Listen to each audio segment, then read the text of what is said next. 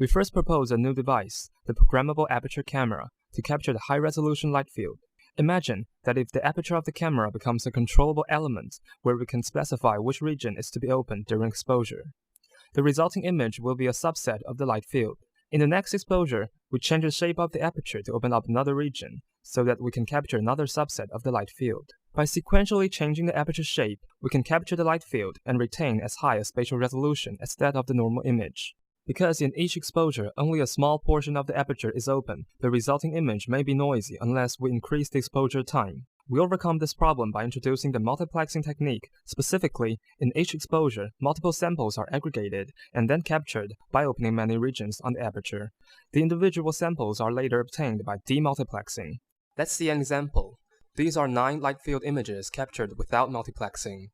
And these are 9 multiplexed images. The shutter speed is the same as that in the straightforward acquisition. From these 9 multiplexed images, we can obtain the light field images by demultiplexing.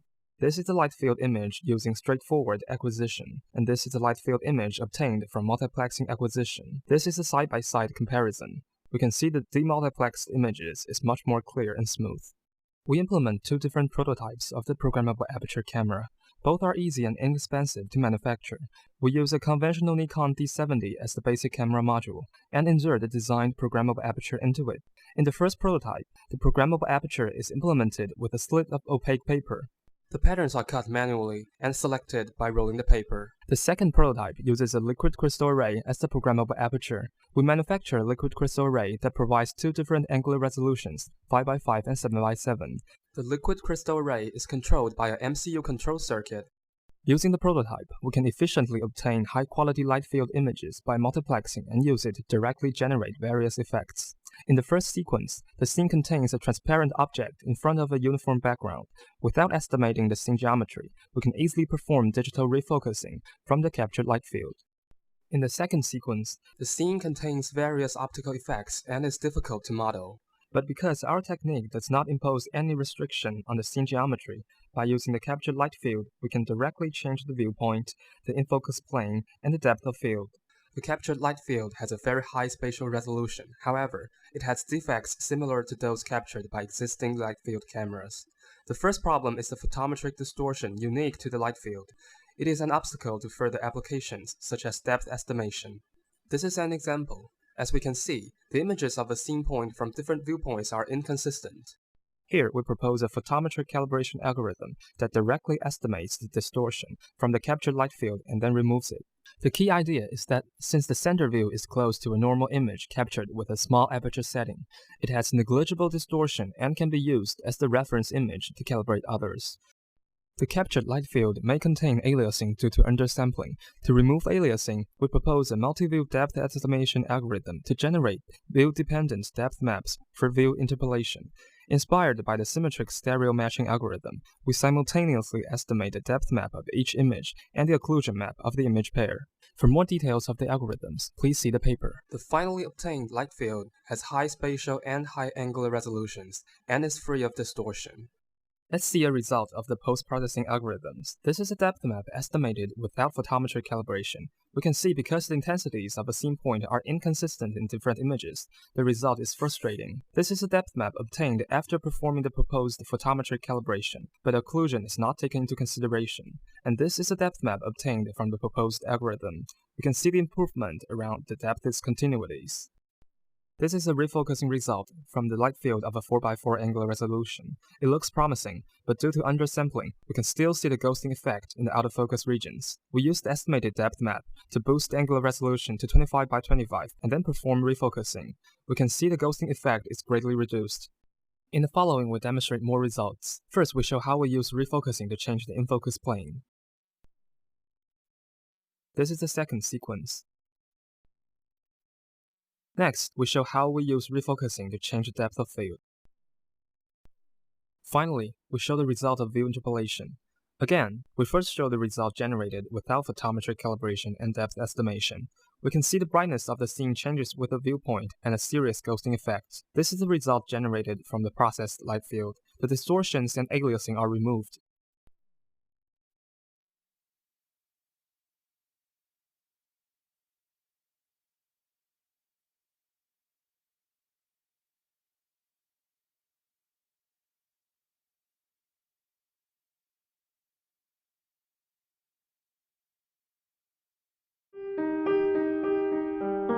Glare is an unavoidable characteristic of camera lenses when a bright light source is in or near the field of view.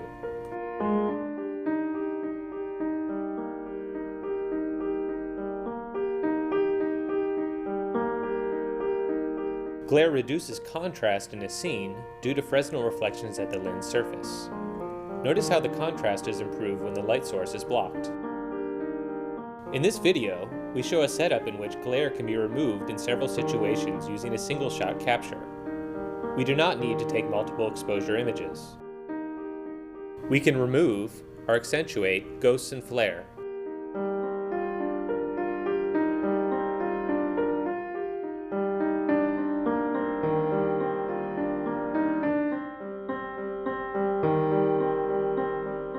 We can handle effects due to dust or water droplets on the lens as well. Glare can be decomposed into two main components: reflections between surfaces of lens elements, and scattering due to diffusion by the lens elements. Glare is often considered to be a low-frequency phenomenon in 2 dimensions. However, the ghosts and flare due to reflections inside the lens are high-frequency phenomena in 4-dimensional ray space. Our setup exploits this characteristic to separate and remove these artifacts. Creating a camera that converts glare into a high-frequency 2D pattern is easy. It costs only $5 to print a pinhole mask, which we place on top of the protective glass covering of the sensor.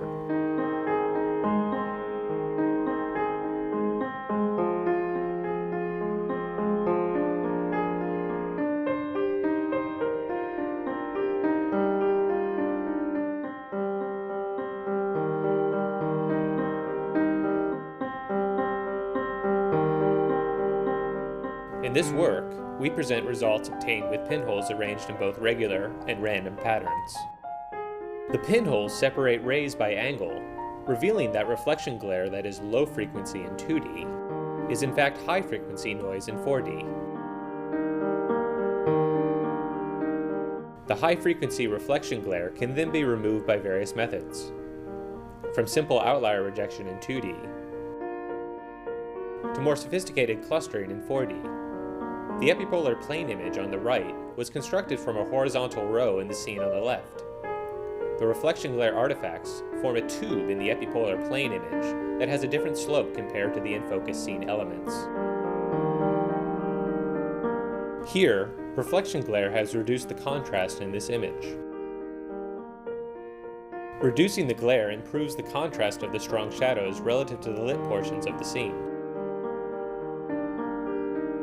Here, reflections inside the camera body generate stray light at angles from outside the aperture. By discarding such spurious rays, we restore contrast.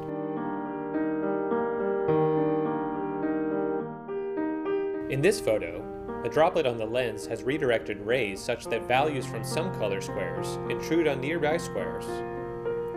Though not generated by a bright light, this phenomenon is high frequency in 4D.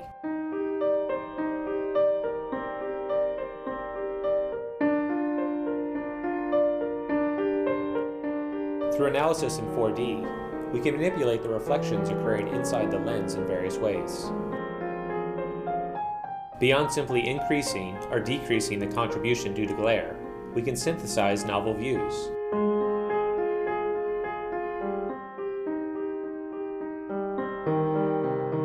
Our method improves contrast without significant loss of resolution.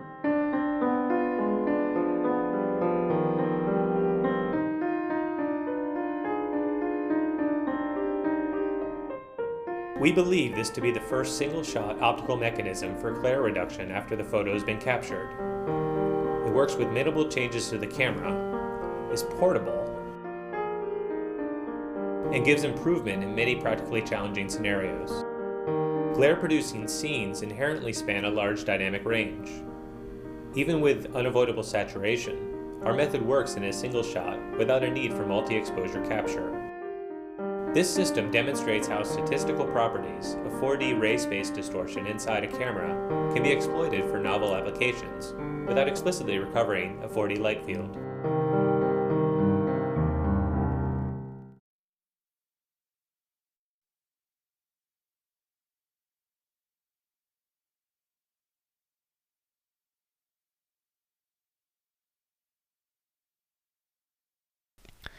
Traditional flat displays show a 2D image. Using optical components, integral photography displays emit a 4D light field, creating a view-dependent impression. We introduce a 4D design which passively reacts to illumination, relighting an image in real time. In extension of that idea, we will later show a display which provides a 6D viewing experience, varying with both illumination and observation angles. All of our designs are fully passive. They do not require electronics and use optics instead to convert the incident light into the desired image. This is a prototype of the 4D display. It uses a main lens array to map the incident light field into a 2D plane, where transparency modulates the light depending on the location and the incident angle. The modulating pattern is embedded in a corrective lens layer, projecting the image of the main lenses on a diffuser screen. As this simulation shows, the pattern modulates according to illumination direction and pixel location, independently from one another. The corrective lenses keep the light beam on the diffuser in place. A simplified design omits the corrective lenses, but adds a view-dependent transmission screen for improved contrast. We now demonstrate the simplified design.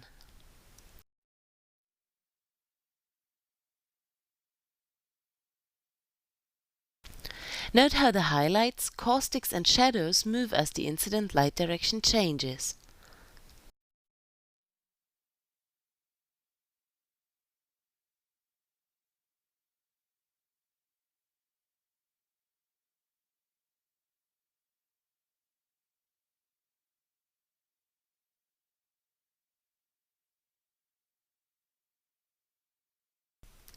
A different kind of 4D display projects out different patterns for different illumination directions. It uses a single big lens to focus an incident light beam on a small lens inside an array, where the light field is modulated according to the outgoing direction. Please refer to the paper for details on the functions of the other components. We use a spotlight to illuminate the display, which modulates the light field in the angular domain. This is observed as a pattern projected onto a diffuse screen. Note the high detail of the letters. The transparency, which contains the entire pattern, is in total only 2.5 cm square.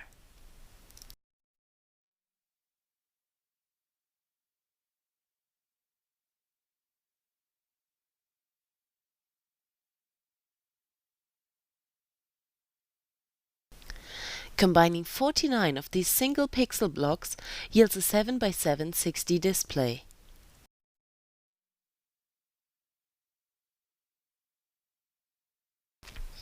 We will now keep the illumination fixed and move the camera.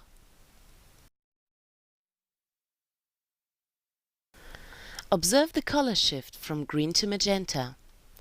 This indicates that we control the emitted light field along 4 dimensions. As we keep the observer position fixed, but move the light source, we can generate different patterns demonstrating the 2D illumination dependence.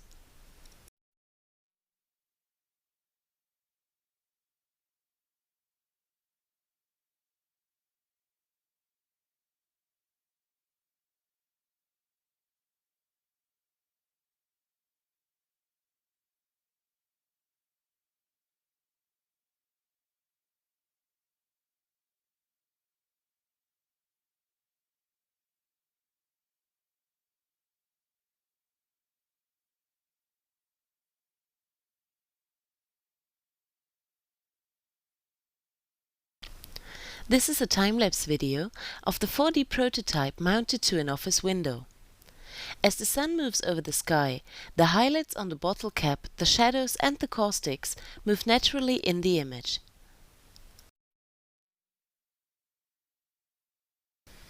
Thank you for your attention.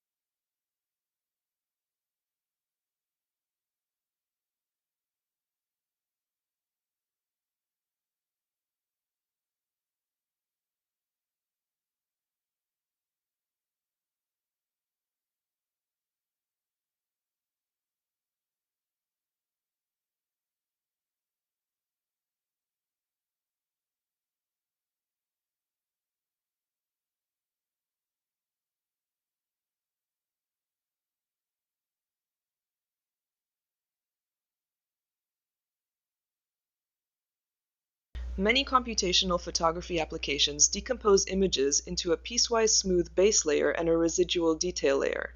In this work, we introduce a new way to construct such decompositions at multiple scales. For example, our decompositions may be used to manipulate detail and tone at different scales in order to increase clarity and add depth to photographs.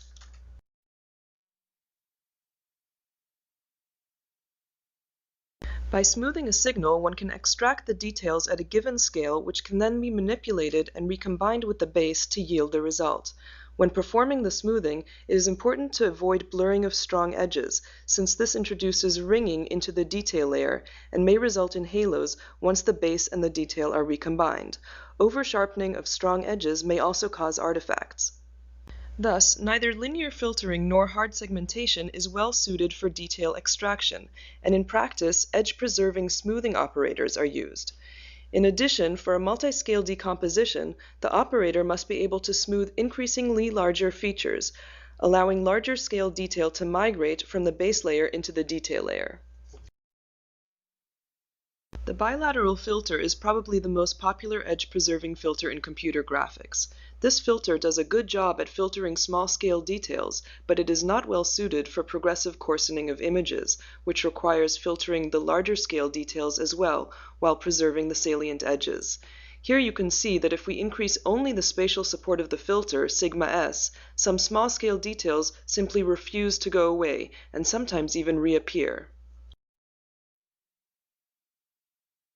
To achieve a more aggressive smoothing, it is necessary to increase the range parameter sigma r as well, but this ultimately causes even some of the stronger edges to become blurry, and yet some small-scale details still remain unfiltered. In the limit, increasing sigma r makes that bilateral filter behave like a linear filter. To summarize, in order to produce progressively coarser images, the bilateral filter tends to blur some of the edges that it is supposed to preserve. This introduces ringing into the detail layer, which can cause halo artifacts to appear when the details are boosted.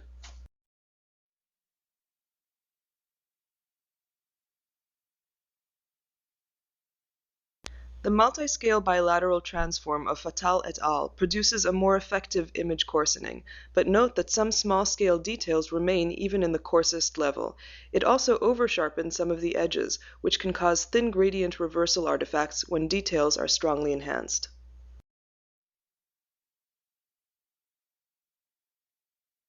Yet another alternative is the trilateral filter. It manages to filter out most of the fine-scale details, but introduces various artifacts near strong edges. In this work, we use the weighted least squares framework to perform edge-preserving smoothing. As you can see, this operator is able to progressively coarsen the image without introducing strong blurring, over-sharpening, or any other obvious artifacts.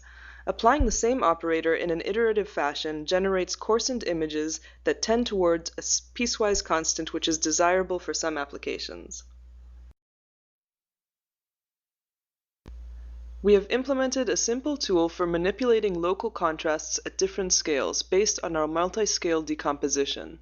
Once the decomposition has been computed, the different detail layers can be manipulated at interactive rates. Note that the manipulation range is very wide. It takes an extreme manipulation to cause artifacts to appear. Manipulating the medium detail layer can add depth to the image, while coarse detail manipulation is closer to a global contrast adjustment.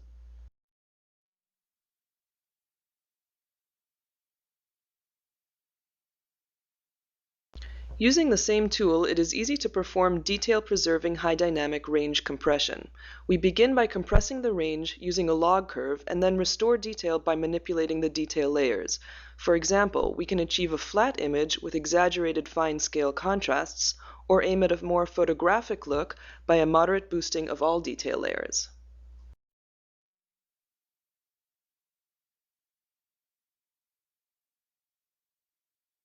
Our multi-scale decompositions can also be used for image abstraction, where details are suppressed rather than enhanced to achieve a stylized abstract look. Doing this at different scales produces different degrees of abstractions, which may be combined together in a spatially varying manner to provide more detail in areas of interest.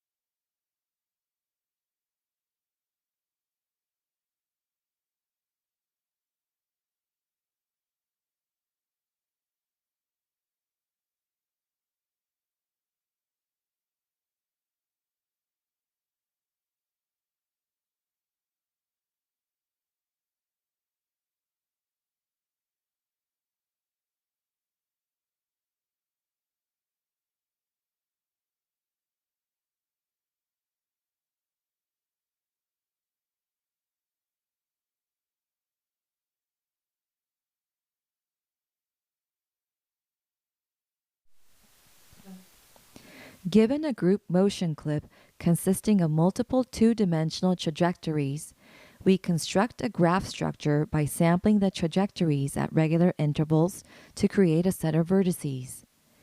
Pinning or dragging each vertex toward its desired location deforms the entire graph simultaneously to satisfy the specified constraints while maintaining as much as possible the neighborhood formation and the local movement of every vertex. In this example, the formation and motion are maintained independently, so that each trajectory can be minimally deviated from its original trajectory while preserving its relative formations.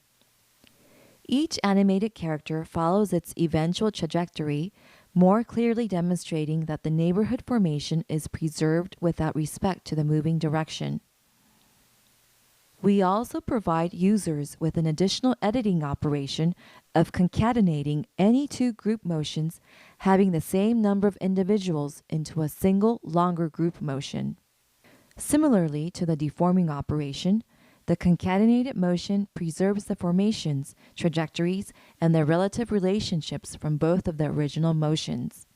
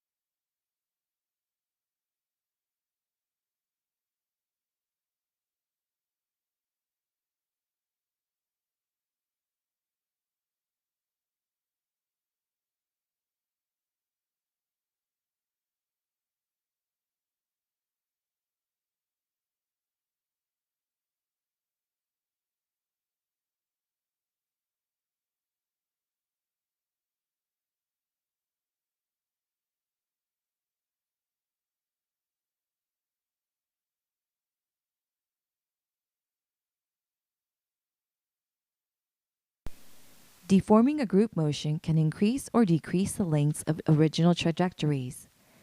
Just using the original time intervals in such a graph makes animated characters to move at arbitrarily faster or slower speeds than their original speeds.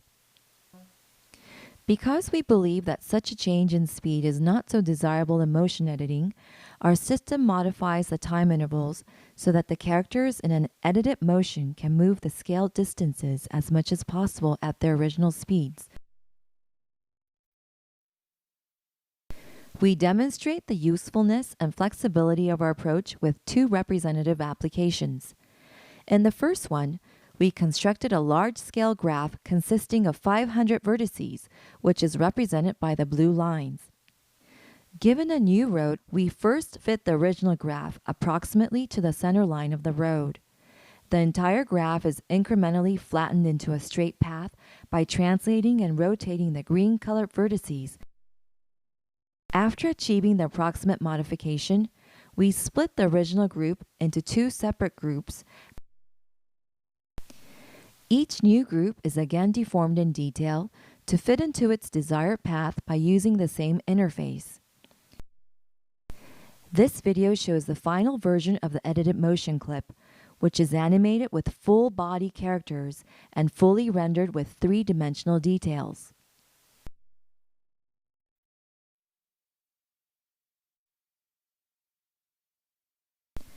This next example demonstrates that our editing approach can also be used to author large-scale crowd animation clips in non-trivial environments by duplicating, deforming, and concatenating just a few short motion clips. In this 30-second video, approximately 300 characters densely navigate within the cluttered small virtual town, divided into several groups.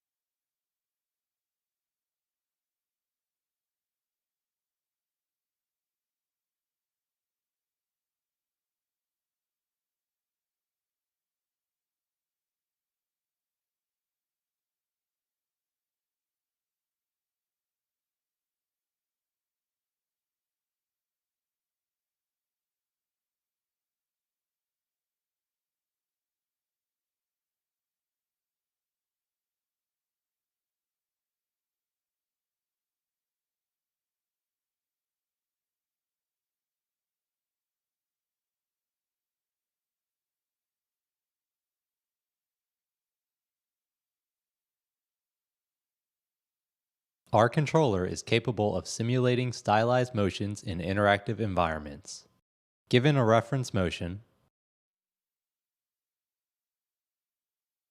our controller produces the forces that simulate that motion. By simulating, we can change the environment. By changing the reference motion, we can change the style.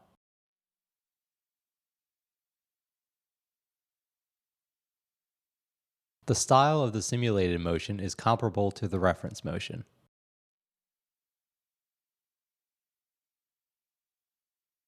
Simulation allows the artist to change the environment.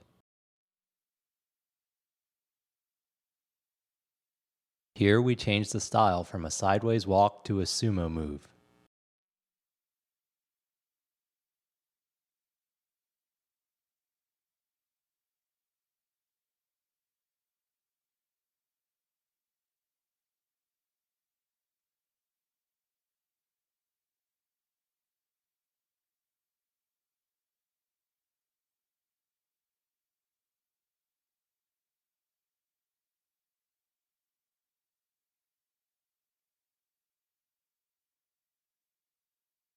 Hand animating the interaction between the character and the seesaw would be difficult in this scene.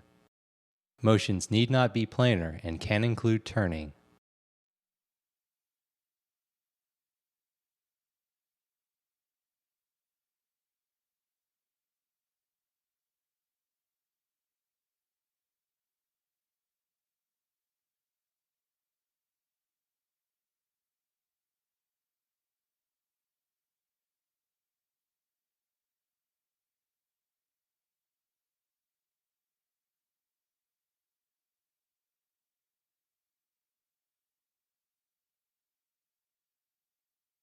Reference motions can also be the output of other controllers. Here we implemented a manually designed PD controller and fed the output to our controller. Using the same parameters as on flat ground, our controller can also balance the motion on new terrains.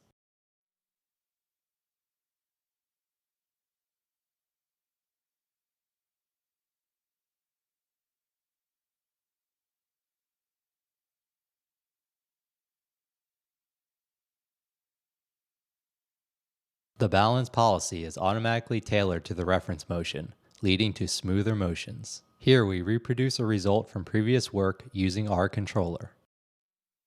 Here we compare our controller with a previous controller that used a manually designed, greedy balance policy. Our controller can improve the balance of a manually designed controller. This PD controller was tuned to walk on flat ground, but fails on a slope of 5 degrees. By using the output of the PD controller as a reference motion, our controller adapts to the slope. Controllers can be composed to create compound actions.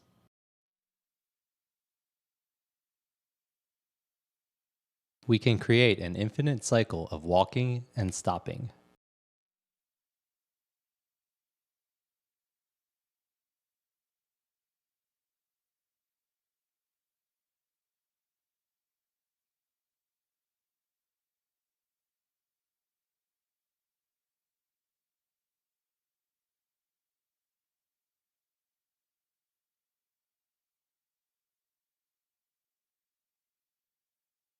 Here we combine a normal walk with stopping, starting, and a stylized walk while also changing the environment.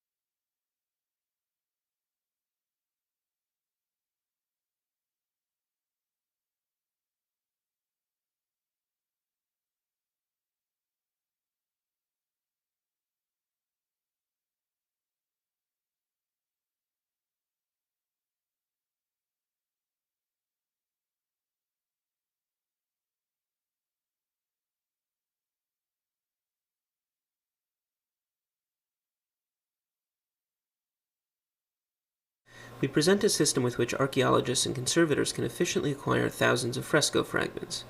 We have deployed our system at the Akrotiri excavations on the Greek island of Santorini, also known as Thera. The main challenge with acquiring thousands of fragments is limiting the manual labor required to capture and process each fragment. Our acquisition setup consists of a flatbed scanner to capture images in normals, and multiple 3D scanners to capture geometry. The operator places the fragment face down on the scanner bed and clicks a single button to acquire the scan. Our scanning software automatically detects the fragment in a pre-scan and performs the final scan with no additional user input.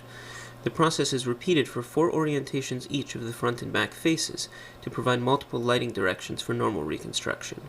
For 3D scanning, the operator places the fragment on a calibration sheet to determine the necessary start and end laser positions. He or she then places the fragment face down on a turntable, enters the laser parameters and fragment ID, and clicks the scan button. When the scans are complete, the operator turns the fragment over and scans the front. To align all scans from a single sequence, we introduce the multi-way ICP algorithm. Traditional ICP alignments fail here because the flat front surface does not converge to a stable local minimum. Instead, we note that each scan is rotated the same amount with respect to the previous scan.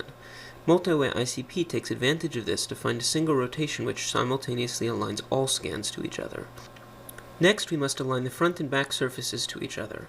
When the fragment is upside down, the front surface is lying flat on the turntable.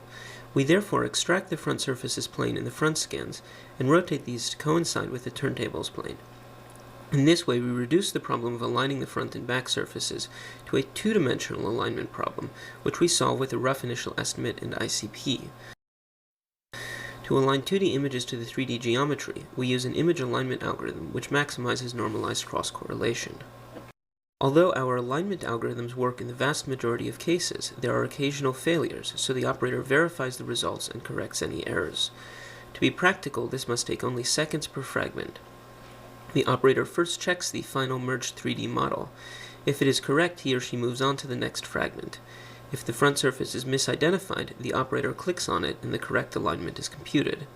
If the front and back surfaces are incorrectly aligned to each other, the operator positions the front surface approximately, and ICP refines the estimate. Because the alignment of front and back surfaces is constrained to a plane, the manipulation is both quick and intuitive. To verify registration of the 2D images to a fragment model, the operator flips between the 2 images. If there is a misalignment, the operator interactively provides a very rough alignment, which we refine using the minimization described in our paper. We were able to verify and correct 150 fragments in 10 minutes. We present a new 3D matching algorithm which is appropriate for matching the many fragments which have no surface decoration at all. First, we generate a regular sampling of each fragment edge, which we call a ribbon. Then, we can select a portion of one fragment's ribbon and compute its alignment to another ribbon without searching for point correspondences. We incrementally shift the overlap region by one sample and compute the new alignment in constant time. In summary, our system allows users to capture 2D scans, normal maps, and 3D models for tens of fragments per hour. In addition, we are able to efficiently suggest matches between fragments that take, on average, several weeks to find without computer assistance. We believe that by addressing the scalability and usability challenges of acquisition and matching algorithms, our system will make these technologies practical in an archaeological setting.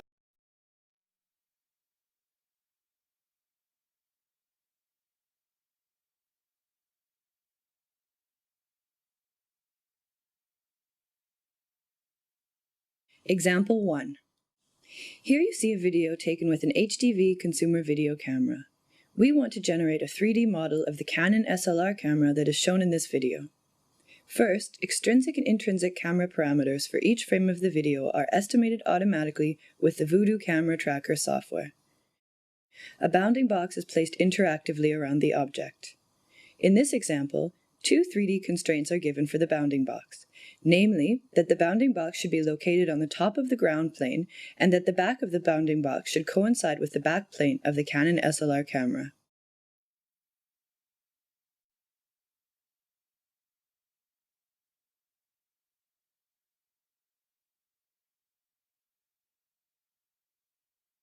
ortho images are automatically generated from the image sequences. Each ortho image is assembled out of a large number of images from the input video.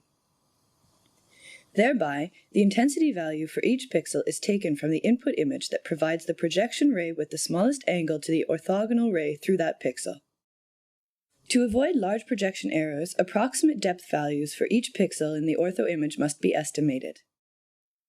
The ortho images can be imported as background maps in the orthographic views of any modeling package. Here you see how the modeler uses the ortho images to guide the manual modeling process by tracing the shape of the object over the ortho images. This workflow allows the generation of a high-quality 3D model and improves the accuracy and efficiency of the manual modeling process. Example 2. We want to generate a 3D model of the Holden Astra twin-top car that is shown in this video. The sequence is especially challenging because of the specular paintwork and the lack of discernible features on the body of the car. This makes it extremely hard for image-based multi-view stereo algorithms to estimate the 3D geometry correctly. Nevertheless, the novel approach presented in our paper is good enough to produce the ortho images as shown. At the top, you see the input video. Now those parts of the ortho images are appearing that are generated from the currently shown frame of the input video. This is the generated 3D model of the Holden Astra twin-top car. If we now switch to an orthographic projection, you can see how well the generated model matches the ortho images. Example 3. On the left, you see a sequence of images that was taken with a digital still camera. The sequence shows a transparent wine glass that we want to reconstruct. On the right, you see the generated ortho image. Because the glass has rotational symmetry, a 3D reconstruction can be generated from a single ortho image. Here you see how fast the 3D model of the wine glass can be generated in Autodesk's 3D Studio Max by tracing the contour of the wine glass in the ortho image. Finally, we can check the 3D reconstruction by overlaying the original input sequence with the 3D model.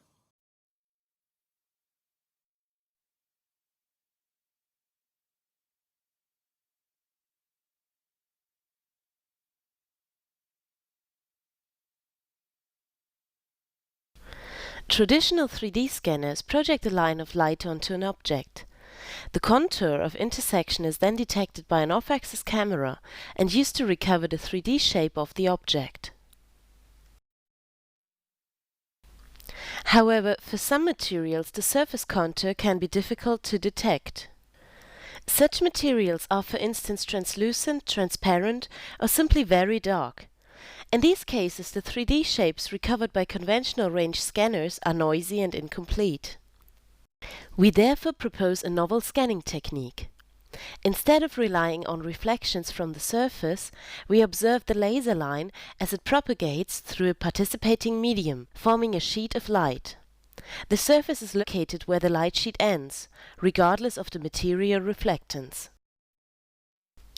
It is difficult to achieve this with a scattering medium such as this dilute milk. Multiple scattering reduces the observed contrast, making it hard to trace the rays exactly. We therefore use a fluorescent medium. It scatters the green ray only once, increasing the wavelength to a yellowish hue. The fluorescent light is transmitted through the volume without further alteration. Since we want our image to be free of surface reflections, we equip the camera with an optical filter. It only transmits the fluorescence and blocks the laser wavelength. This is a photo of our setup. It consists of a laser projector, a fish tank filled with fluorescent water, and a camera. We will now show a series of images of this glass goblet, as captured by our setup. As the light sheet sweeps across the surface, the drop of intensity at the intersection line can clearly be seen.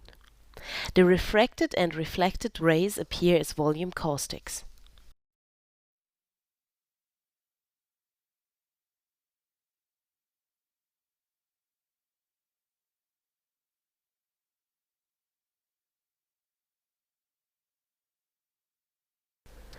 We use a simple thresholding on the gradient of the spacetime volume to recover the object surface. Please see the paper for details on the analysis.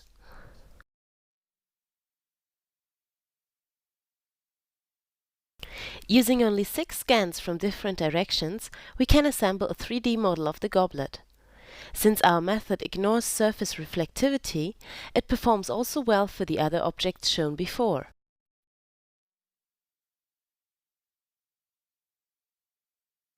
Fully transparent objects, such as these glass cylinders, enable us to match their refractive index with the surrounding liquid. Under these conditions, the laser rays continue through the object unaltered, but are invisible inside. Thus we can actually directly observe a slice of the object's volume.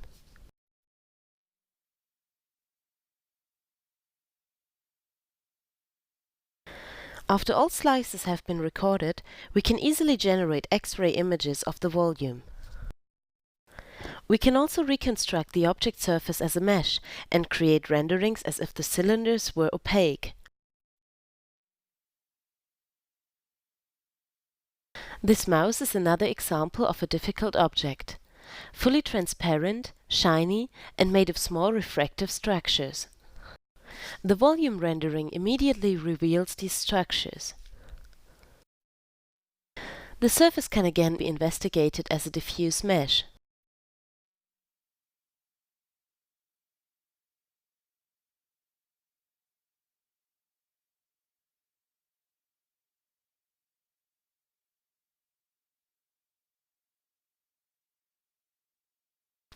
Thank you for your attention.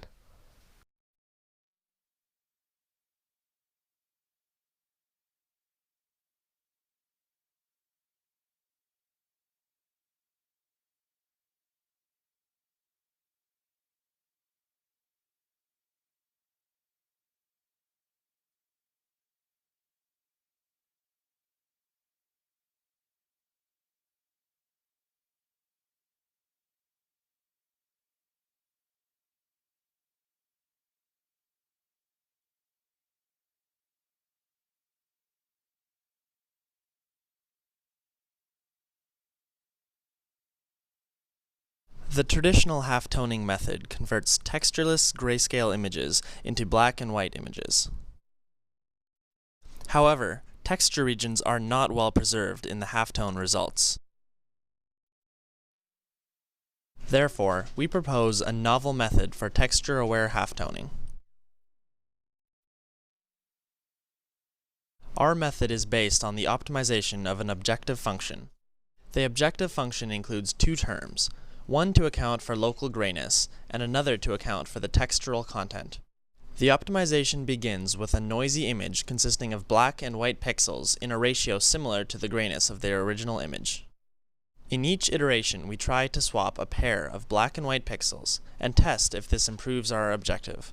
Therefore, the overall grayness is maintained. Here are some of our results. A user study is carried out to evaluate the similarities of our result with order dither, state-of-the-art error diffusion, and edge-enhanced error diffusion methods. It shows that our result is better and the difference to other methods is statistically significant.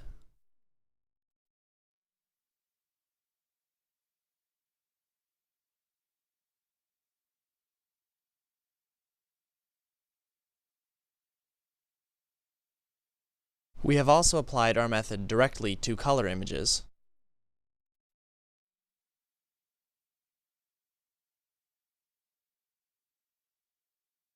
More results can be found in the paper and supplementary material. Thank you.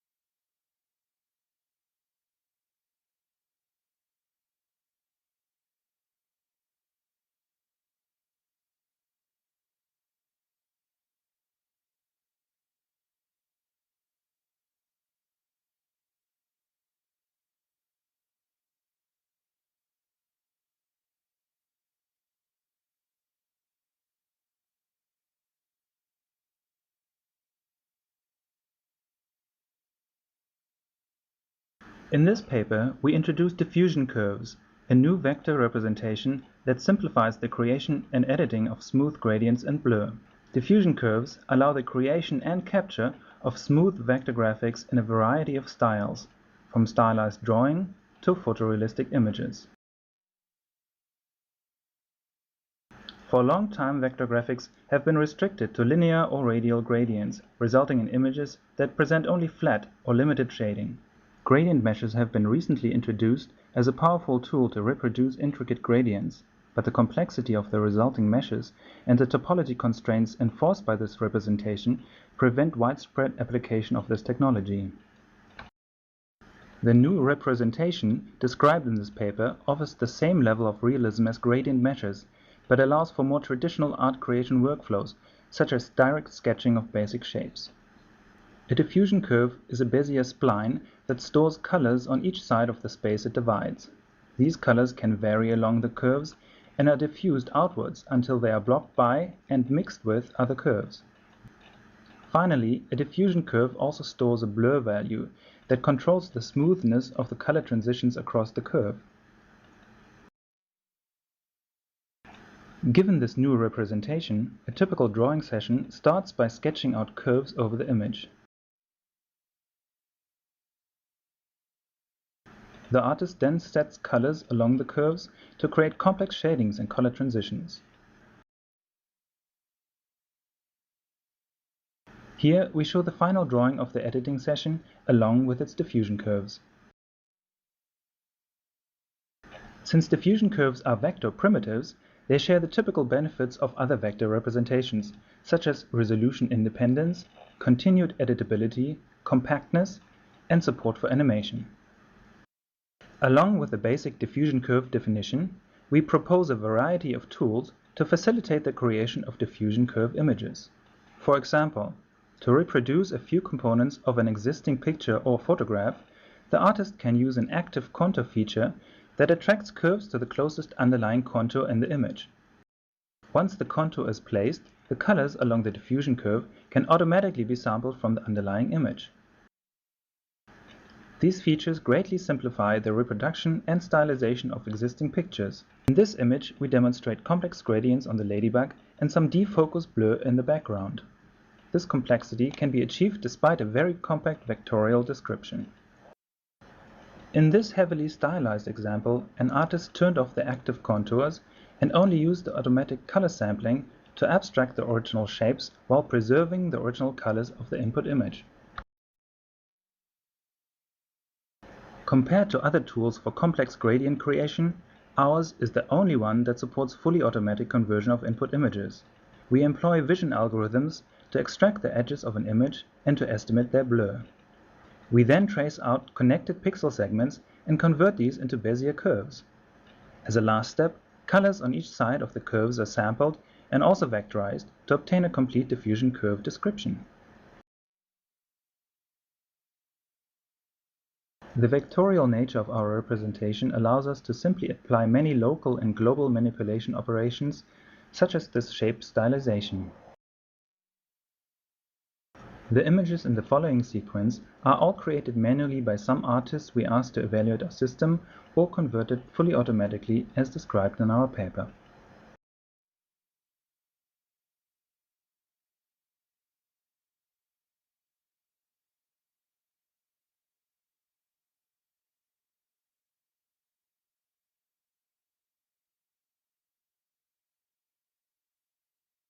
Thank you very much for your time.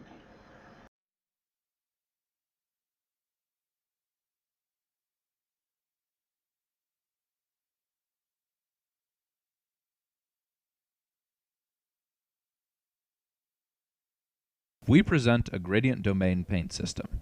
Thanks to our fast integrator, users of our system can perform gradient domain edits in the same brush-based way they are accustomed to performing edits in a normal intensity paint program. In this video, we will demonstrate features of our system with real-time screen captures. The gradient brush allows me to paint with intensity differences. When I draw a stroke, I am specifying that one side is lighter than the other. I can also paint color differences. Multiple strokes build up the difference. As I draw, my strokes are recorded into the X and Y gradients of the image. Real-time reintegration gives me visual feedback. I will now demonstrate the clone brush. Let's clone this window.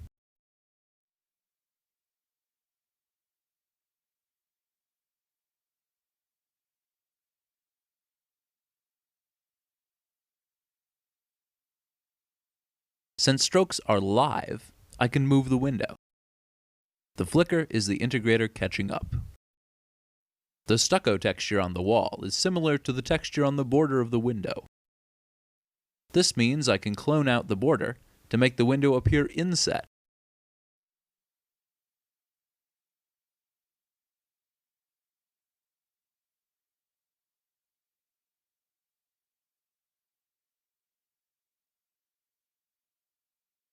Unfortunately, the window now appears too light. To fix this, I use a gradient brush stroke with directional blending mode. First, I paint around the window border.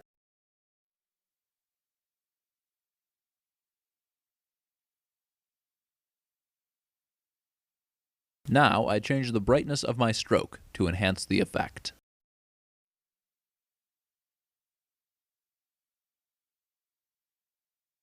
A demonstration of the edge brush. I capture the blank wall texture and use it to remove the edge between the left and back walls. Next, I capture these roof tiles. I can replay them to extend the roof line.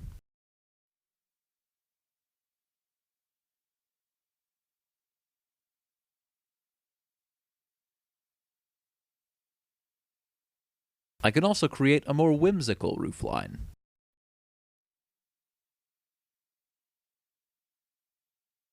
Or even a hole in the wall. Here, I adjust the hole.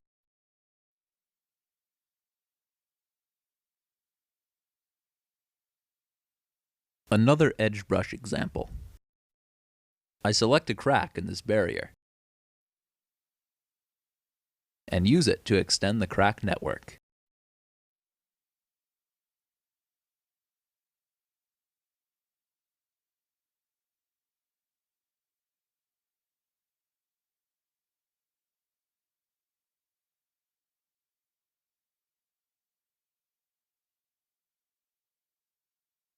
The edge brush can also be used to select color differences.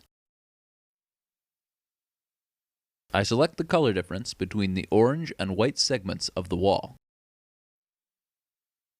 I paint with this color difference to create another orange stripe.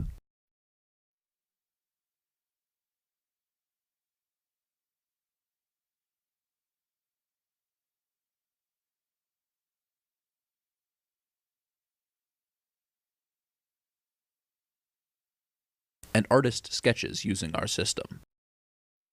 He begins by roughing in the character.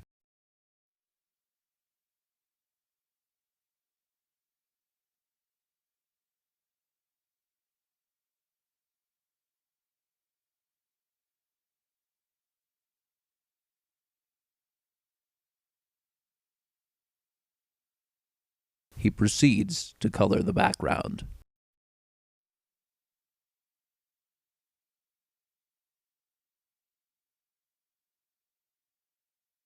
Finally, the artist enhances the character's silhouette.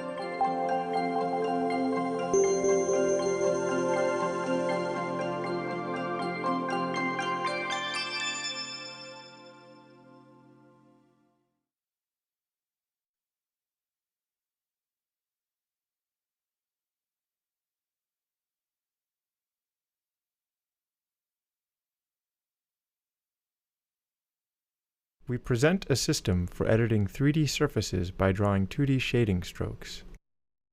In this scenario, the user adds a detailed eye to a horse model. We begin with the demonstration of our system's tools. Here, the user is drawing thin shading strokes on an ellipse.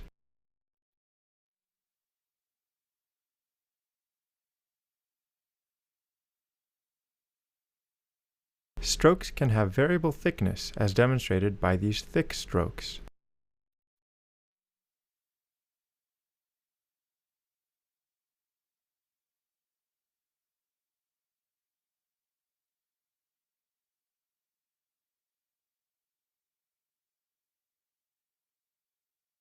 Silhouette strokes add silhouette lines to the surface.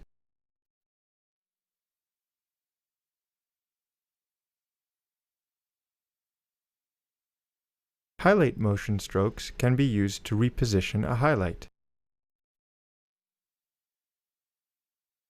Shaded surfaces have an inherent slope ambiguity, and shading strokes underdetermine the resulting surface slope. Note how appearance remains unchanged as the user flips the slope induced by the stroke. The surface can be seen from alternate angles in the upper left. By default, we choose the slope which turns the surface the least.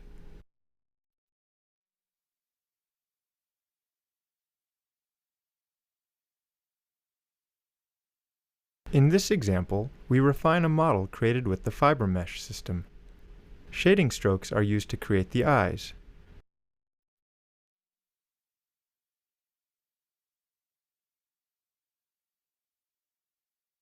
The user draws silhouette strokes to create nostrils and ears.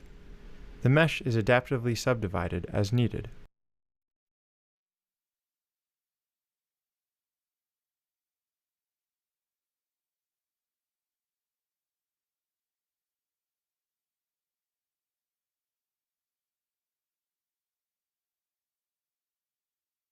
Here, the user adds puffy cheeks to a simple mannequin head.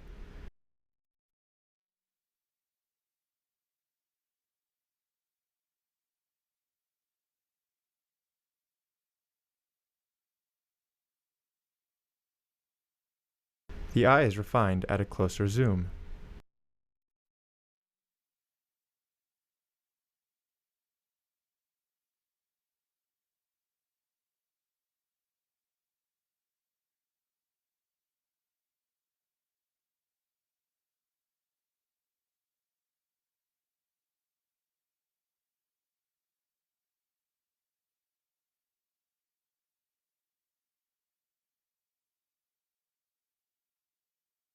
In this example, the user adds muscles to an elephant model.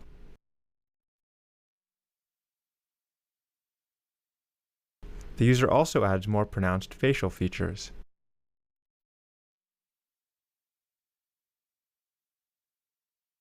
Ribs are added to a horse model.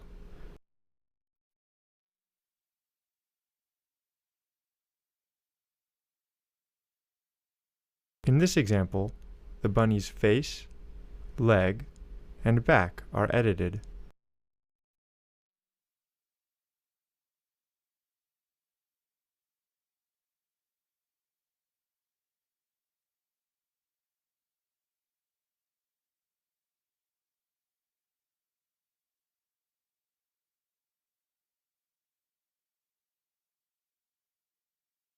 Wear and tear is added to a couch.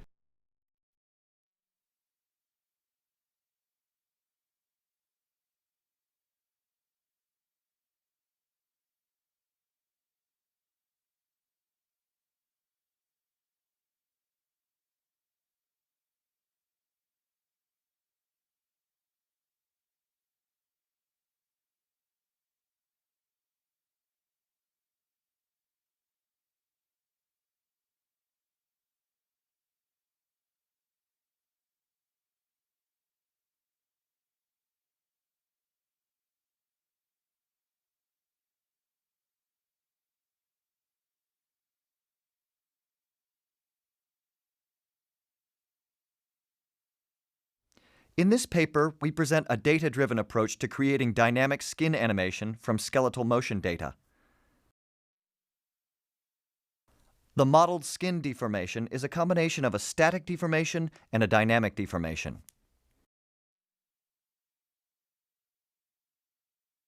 To build the database, we capture a subject wearing about 400 reflective markers in an optical motion capture system.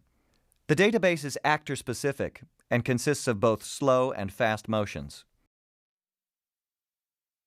The static deformation is pose-dependent. The dynamic deformation is determined from the acceleration. To produce the following results, we used a set of slow motions for building the static deformation model and one running motion for building the dynamic deformation model. A running motion synthesized from a skeletal motion.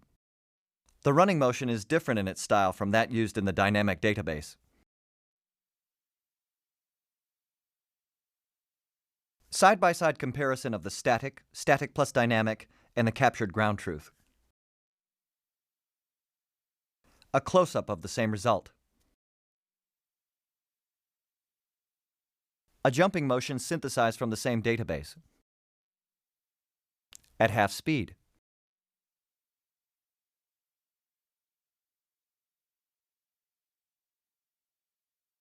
Comparison of the static deformation, the static plus dynamic deformation, and the ground truth. A close-up view of the comparison.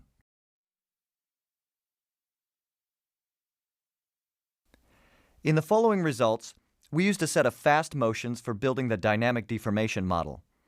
The database for the static deformation remains the same. A punching motion synthesized from a skeletal motion. The resulting animation at half speed.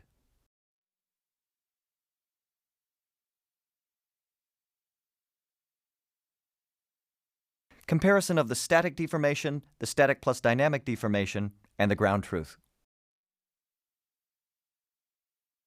A close-up view.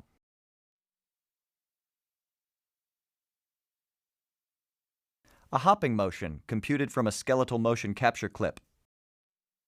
The resulting animation at half speed.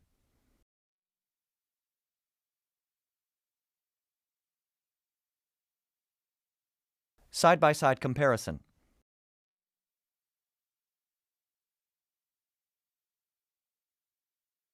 A close-up view.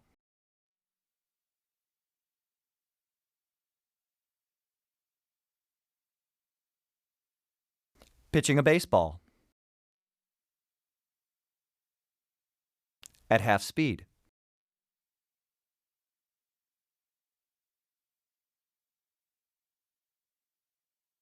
Comparison with the static-only deformation, the static deformation combined with the dynamic deformation, and real video. To evaluate the approach, we built a dynamic model from a single running motion and reconstructed the same motion. At half speed.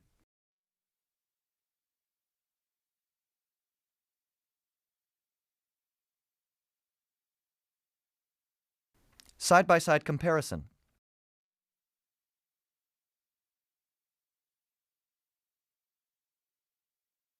A close-up view of the same comparison.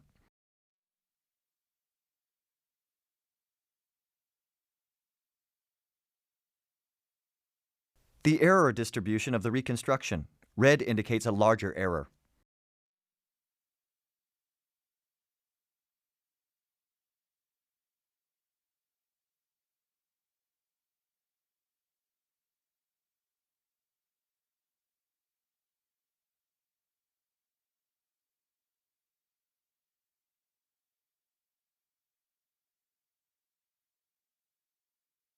We present a method for reconstructing human performance as a moving mesh using multi-view video data. Our method starts with a template mesh rigged with a skeleton and several streams of background subtracted video from multiple views.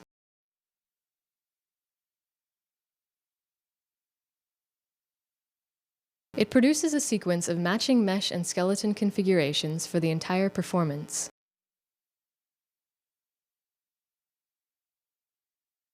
Our method works as follows. Using nonlinear optimization, we fit the skeleton inside the visual hull.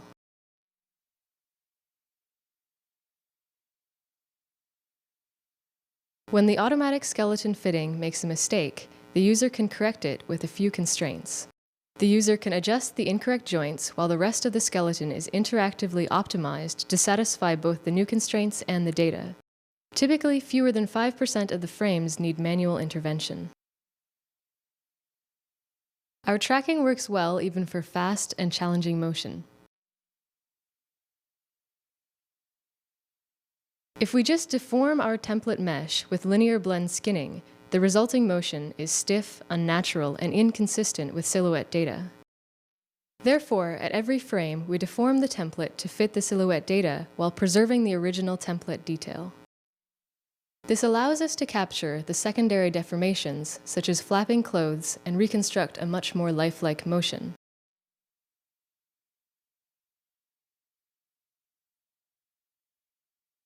Unlike space carving methods, our approach does not make use of photoconsistency, which makes it less accurate away from the contours. However, we produce meshes in full correspondence with consistent topology and at a fraction of the total computational cost.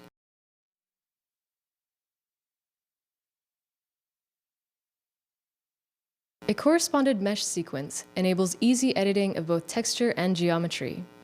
Here, the texture demonstrates the temporal consistency of our reconstruction.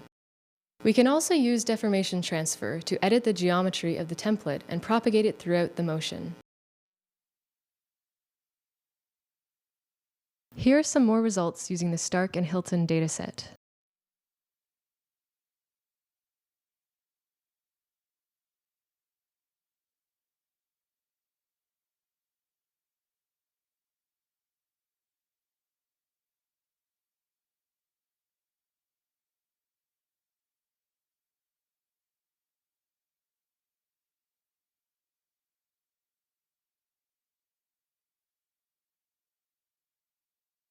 Here are some results from data captured in our studio using laser-scanned templates.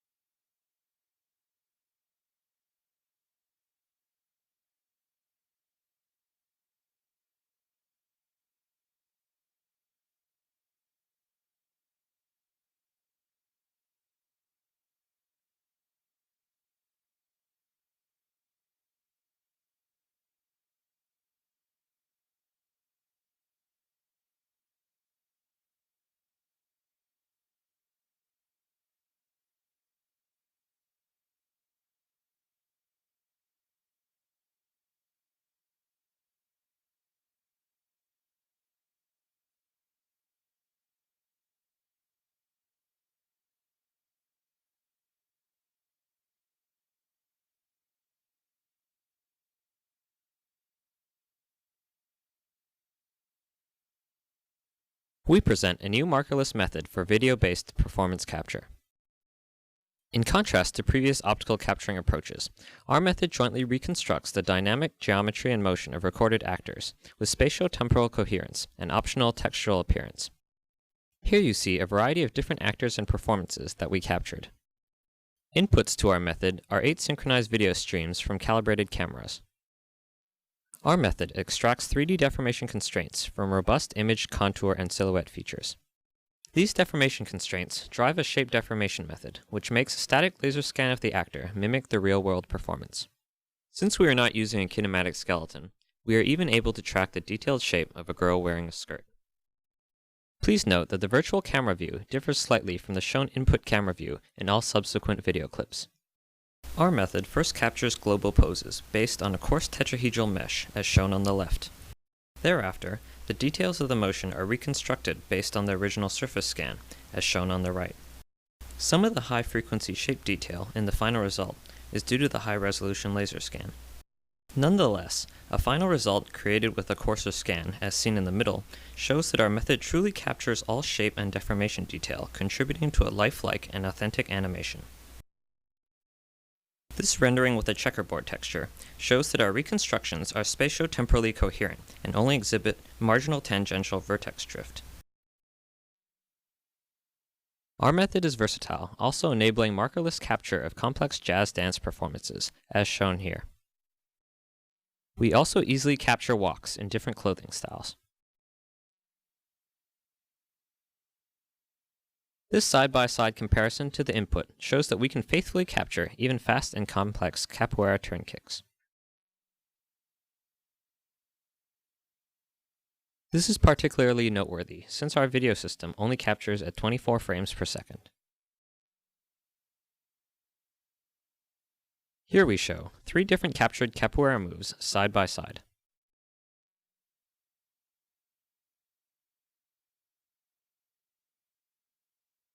This dancing sequence again shows the natural motion of the reconstructed skirt, which is very close to the input.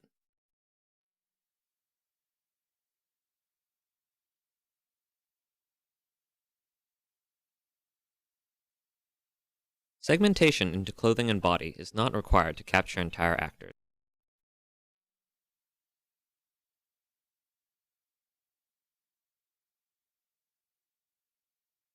The following applications exemplify the high usability of our algorithm. Projective texturing with captured input frames enables high-quality 3D video renderings.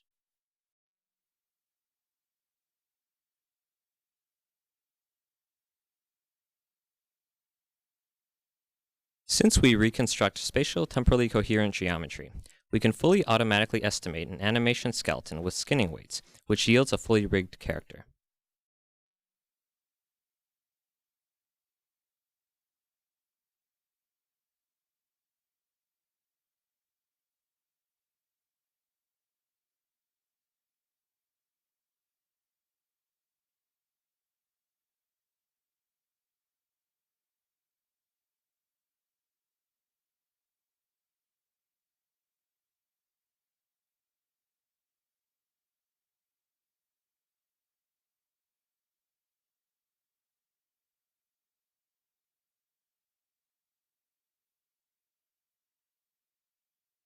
In this paper, we present markerless garment capture, a technique for capturing high-resolution geometry of moving garments using a number of video cameras. Unlike previous techniques, our method does not require any special texture or printed pattern on the cloth, allowing us to capture off-the-shelf garments from a variety of different fabrics. Our method consists of 4 key components. We start with a novel acquisition setup to acquire video of the garment in motion. The video is then passed through a state-of-the-art multi-view stereo reconstruction algorithm that we have developed for this purpose. This generates initial geometry for each time step. Although the initial geometry can have a significant number of holes, by leveraging low fabric stretch and utilizing the topology of the garments, we are able to produce a consistent cross-parameterization of the frames without explicitly tracking motion.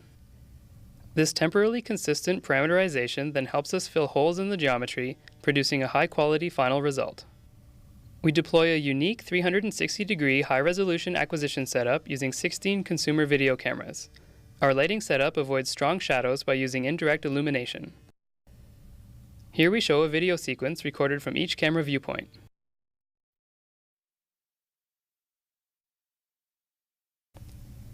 The input images from the 16 viewpoints are fed into a custom-designed multi-view stereo reconstruction algorithm to obtain an initial 3D mesh for each frame. The resulting meshes contain holes and regions occluded from the cameras, and each mesh has a different connectivity.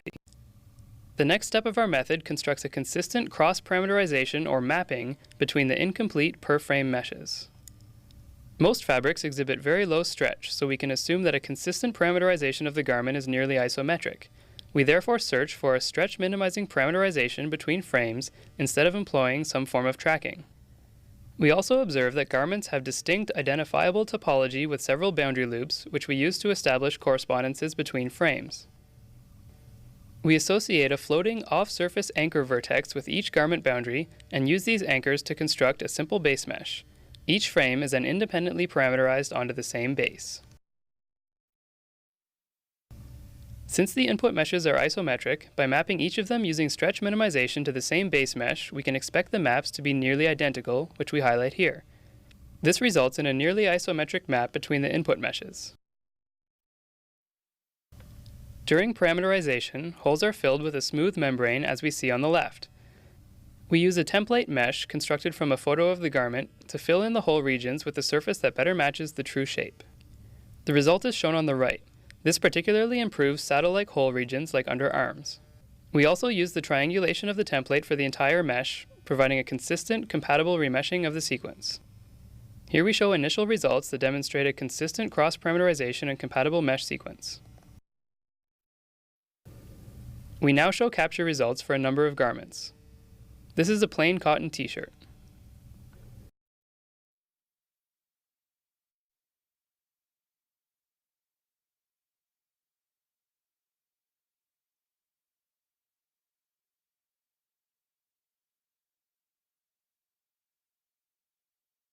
Here is a fleece vest. This garment would pose a challenge for marker-based capture methods since it would be difficult to print accurate markers on fleece. We can also use the captured garment for post-production of video. Here we see the vest completely replaced by the captured geometry. In addition, we can augment the original vest by blending in the captured geometry. In this result, the vest appears more specular as we move around a synthetic light source.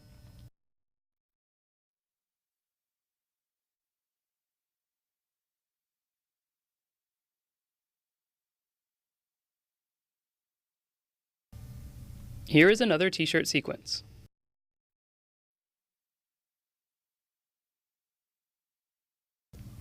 Here is a post-production result for a t-shirt. In this sequence, due to the fast motion, there is some minor misalignment between the images and the geometry. This would be corrected by using more accurate camera synchronization.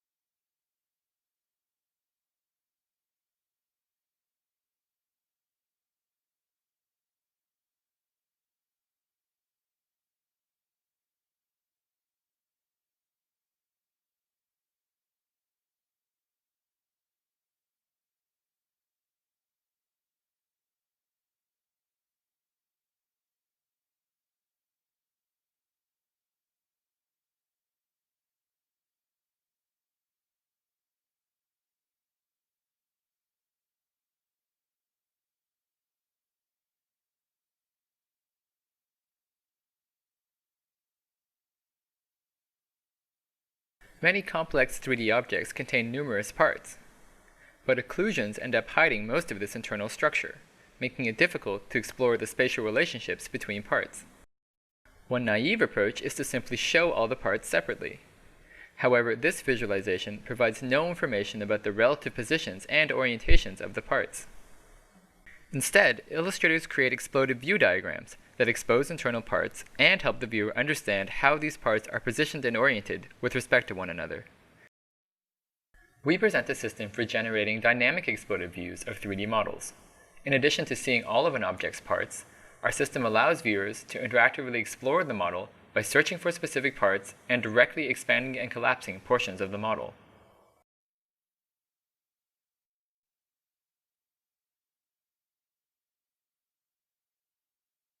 Given an input model, our system automatically organizes parts into an explosion graph that defines the relative order in which parts can explode without passing through each other. For example, to move part D, we first move its descendants A, B, and E out of the way. If the input model includes a part hierarchy, we build a nested explosion graph that enables explosions at any level of the hierarchy. Here, larger subassemblies are separated before smaller ones, which helps us see which parts belong to which subassemblies.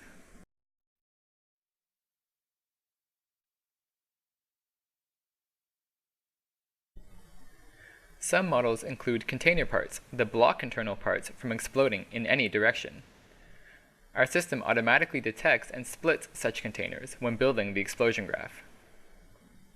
Once the explosion graph has been computed, viewers can interactively explore our exploded views using several high-level tools.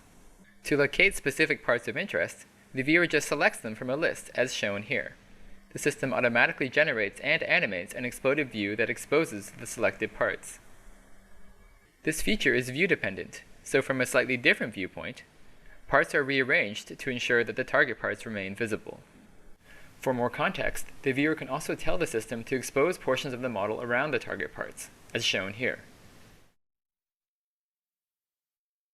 If the input model has been instrumented to enable cutaway views, as described by Lee et al., the system can incorporate cutaways with explosions, as shown here.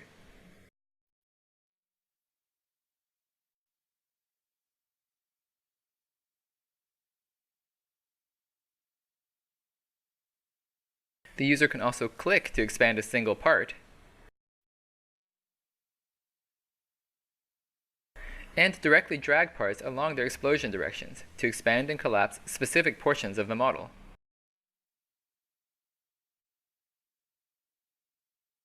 To quickly get a sense for how parts can expand, the viewer can also riffle through parts by hovering with the mouse. Although exploded views are typically created to illustrate manufactured objects, we also tested our system with this anatomical model. Here, we sectioned off a portion of the arm to explode. Within this portion, the system automatically computed the layering relationships between the muscles to generate the visualization.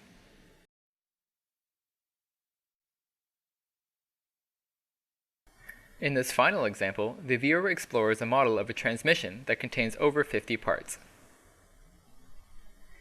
In this video, we have presented our system for generating and viewing interactive exploded views of 3D models. Our contributions include an automatic technique for constructing exploded views that takes into account part hierarchies and splits container parts. We also introduced an automatic algorithm for exposing user-selected target parts. Finally, our system includes several interaction modes that allow viewers to directly expand and collapse specific portions of the model.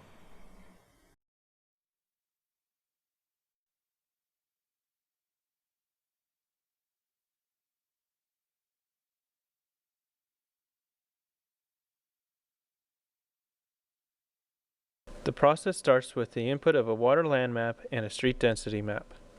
An initial tensor field is created based on the boundaries in the water land map. The first step in creating a new city is the design of the tensor field for the major roads. In our system, the user is able to insert tensor elements which represent road patterns.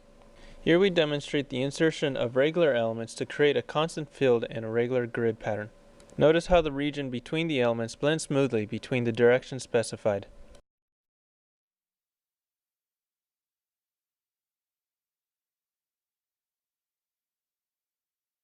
Beyond regular elements, we offer several other patterns, such as the center.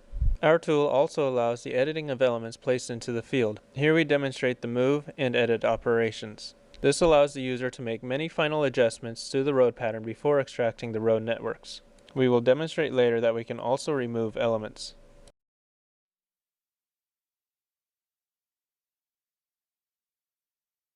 At this time, we are ready to extract the road networks. Typically, tracing takes between 5 to 10 seconds on a Pentium 4 3.2 GHz processor.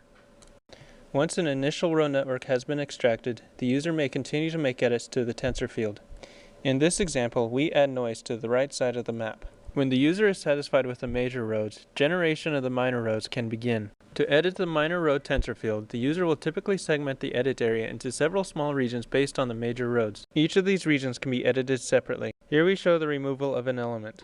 Notice how the tensor field remains the same even after the element is removed. One operation unique to the segmented field is the ability to sweep a tensor element across multiple regions. Notice how the operations available to the major roads are also available to the minor roads. The editing process continues until the user is satisfied with the attend field and road network.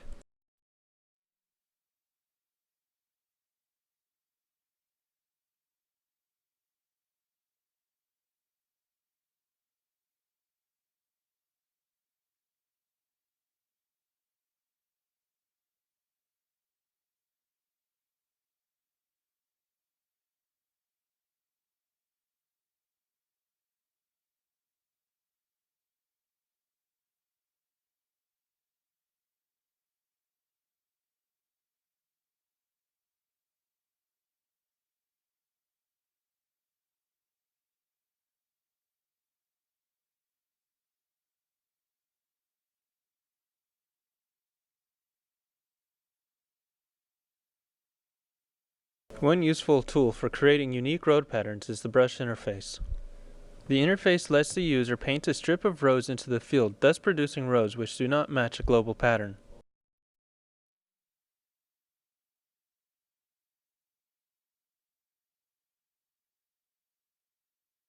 When happy with both the major and minor road patterns, the user can compute the final road network. This combines the major and minor road networks, removes unwanted dead ends, and creates a street graph. With the calculation of the street graph, the city map is complete. This shows our process can create a reasonable street graph in under 5 minutes. In the next section of the video, we will show how to use local editing to insert a park into a pre-existing map. We start with the street network that was loaded from a file. The user first selects the region for the park.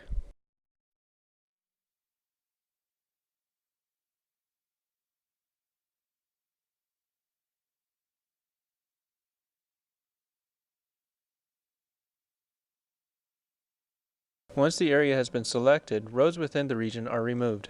A new tensor field is designed in the region. Here we add noise to the field, but any editing operation could be performed instead. Once the field has been generated, the roads are extracted from the field and a new road network is computed.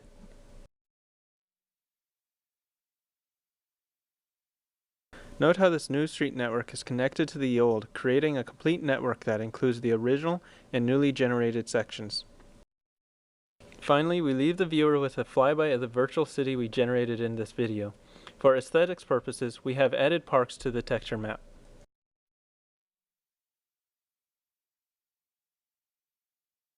We wish to thank Andreas Ulmer for his help with the rendering and modeling of the 3D cities. Our appreciation extends to discussions with William Brendel and to Medusa Danan Srinivasan and Patrick Neal for helping in preparation of the video. We are also thankful for the support of the National Science Foundation, Oregon Department of Transportation, and a grant from the NGA.